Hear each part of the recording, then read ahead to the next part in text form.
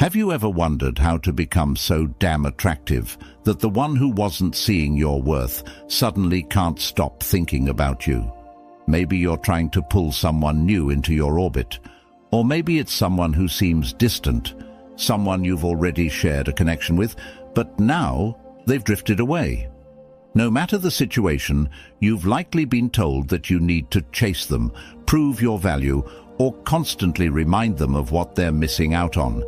But let me tell you something, that approach is dead wrong. The more you chase them, the more you lose yourself, and the less they value you. We're flipping the script today, and I'm going to show you how to do something completely different, something they won't see coming. This isn't about games or manipulation.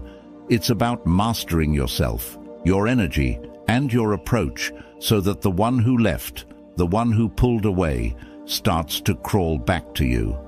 Yes, crawling, because once you embody what I'm about to share, they'll feel your absence so deeply they'll regret ever letting you slip away. Here's the hard truth. Attraction isn't about what you say or do. It's about how you carry yourself when they aren't around. Too many of you are giving away your power by reacting to their distance with desperate moves, texting them more, showing up more, being too available.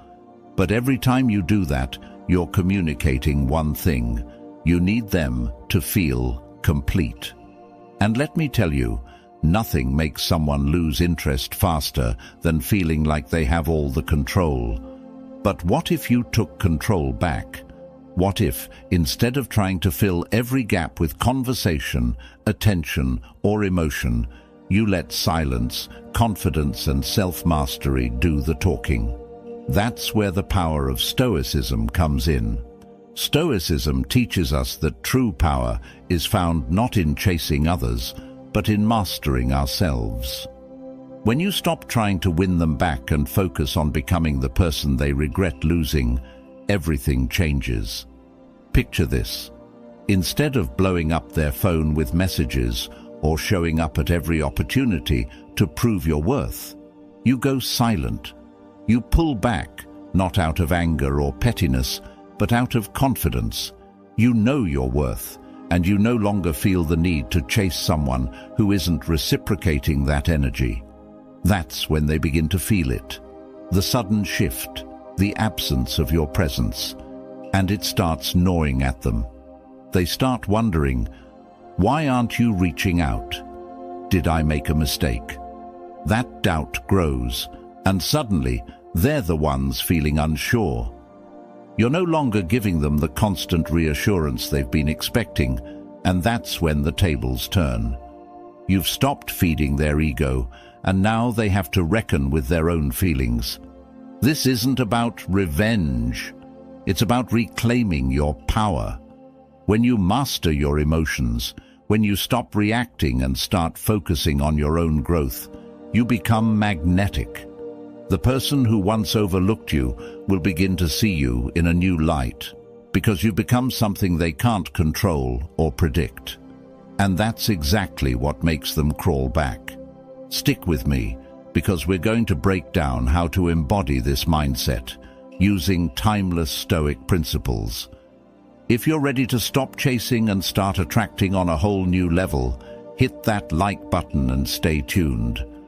Let's dive into the steps that will make them regret ever walking away from you. And the first step, folks, is to accept this challenge. You are no longer going to chase. You're not going to bend over backward to prove your worth to someone who can't see it. You're going to shift your focus inward and let them feel your absence. Silence, self-mastery, and unshakable confidence. That's the new you. Drop a comment below with the phrase, "I am done chasing," to let me know you're ready to take control of your life and relationships. It's time to stop pursuing and start attracting. Why they lose interest. Understanding why someone loses interest in a relationship often boils down to a few key factors. One of the biggest reasons is predictability. When you're always available, always showing up, and always saying yes, the element of mystery and excitement fades. Research in psychology shows that people are more attracted to what is scarce or uncertain.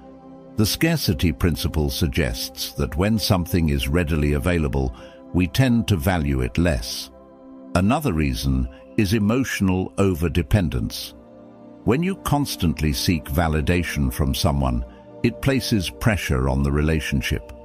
As Stoic philosopher Epictetus said, "He who is not disturbed by the loss of externals has found the serenity of inner peace."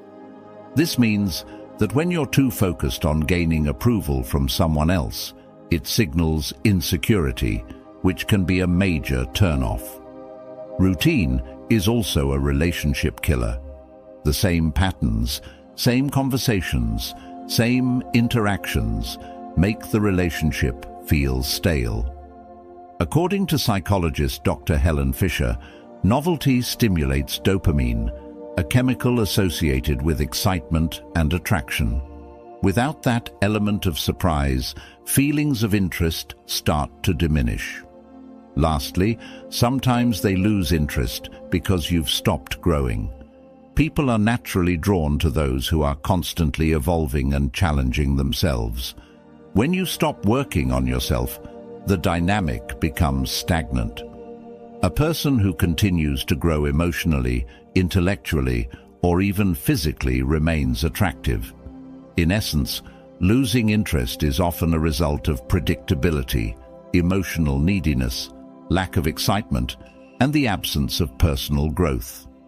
The antidote: become more unpredictable, more self-sufficient, and always strive to evolve.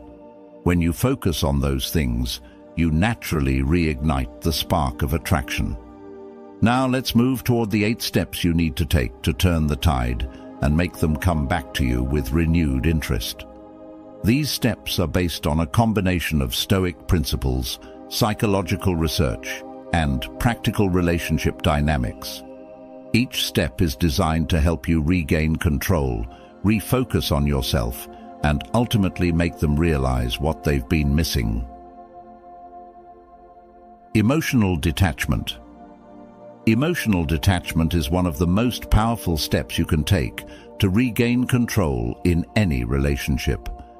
It's not about shutting off your feelings or becoming cold. Rather, it's about mastering your emotional responses and preventing others from dictating how you feel.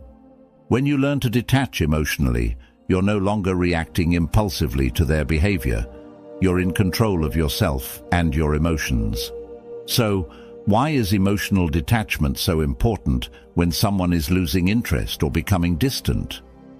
When you're emotionally attached to someone's actions or feelings, you become dependent on their validation. Every word they say, every message they send, or every sign of distance they show becomes a trigger for anxiety. You begin to overthink, overreact, and ultimately lower your own value by chasing their approval. This is where many people lose their power. They allow the other person's behavior to dictate their emotional state. But what if you could reverse that? What if you could remain calm and collected, no matter how distant or uninterested they seem? That's where emotional detachment comes in. Here's how emotional detachment works.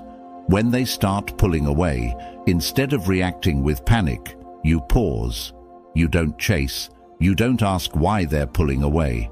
And you definitely don't start trying harder to win them over. Instead, you shift your focus inward.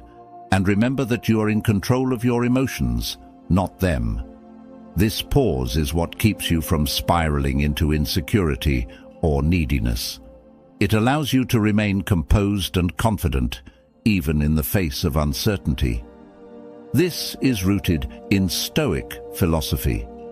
Epictetus, one of the great Stoic philosophers, said, "It's not what happens to you, but how you react to it that matters." Emotional detachment is the practice of embodying this mindset. You can't control if they lose interest or act distant, but you can control your reaction. And when you choose not to react emotionally, you maintain your power. Here's an example. Let's say you've been dating someone new and things were going great at first, but recently they've started responding less frequently and you feel the connection slipping away. The natural reaction would be to text more, to ask what's wrong, or to try harder to rekindle their interest. But this only communicates desperation and neediness. Instead, with emotional detachment, you stop yourself. You acknowledge the situation, but you don't let it affect your mood or self-worth. You let them pull back without reacting. You continue living your life as if nothing has changed. This silence, this lack of reaction, sends a powerful message. You are not dependent on their interest to feel valuable. Emotional detachment also allows you to maintain perspective.